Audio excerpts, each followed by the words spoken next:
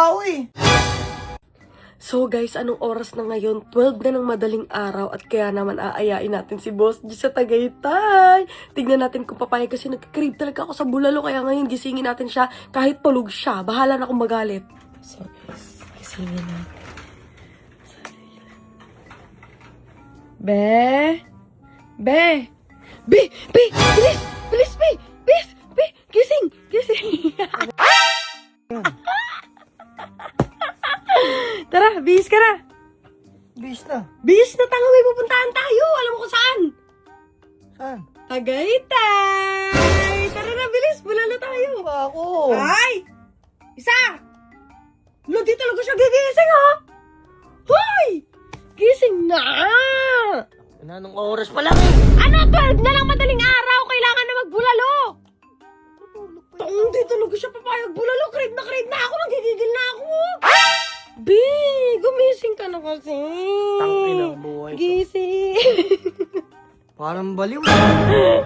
Tara na. Pag ikaw natutulog. Tara na, let's go na. Magbihis ka na. Tayo na, nakaganto na lang ako. Mag-aayos na lang ako ng face ko. Bilis na. Oo na. Yan. Ano ito natutulog yung tao eh. Ano tutulog aga-aga pa? 12 pa naman rin ang araw. Kailangan magbulalo. Crave na nga yung tao eh. Bilisan mo, tumayo ka na dyan ha. Dito, diretso na kaming Tagaytay mga bossing kasi nga nauto na tayo ni Boss Meng. Nakuha tayo sa lambeng mga bossing kaya bumiyahe na kaagad kami. At may kasama nga pala kami sa Tagaytay, yung pinsan ko at yung kapatid ko. Hindi ko malaman kay Boss Meng bakit gantong oras nagyayaya. At eto nga pala yung kapatid ko, pati yung pinsan ko mga bossing. Yung kapatid ko, kasama niya yung girlfriend niya. Pinsan ko, takbon 30 lang mga bossing. Aray ko!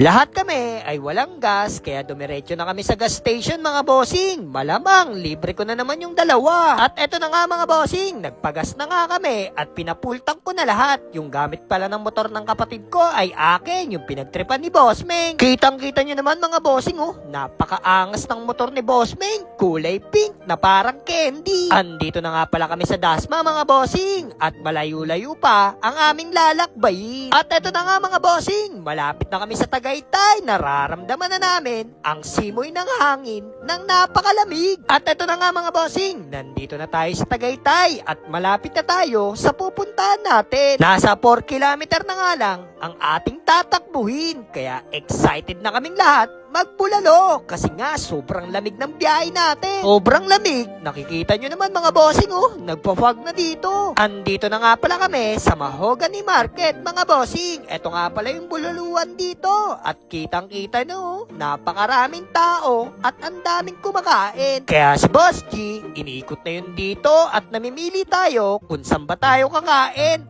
Pero nakita naman namin na pare-pareho lang ang tinitinda dito. Maghahanap na lang tayo kung saan ba masarap dito. Kaya si Boss G, sumakit yung ulo kasi nga pang high blood lahat dito. At nakahanap na pala kami ng pwesto. At eto nga pala yung mga in-order namin, isang manok at isang sinigang at ang paborito ni Boss Meng na bulalo. Napakasolid ang mga pagkain dito mga bossing. Busog na busog ka talaga. Dito, successful si Boss Meng kasi nga nakakain dito sa Tagaytay ng bulalo.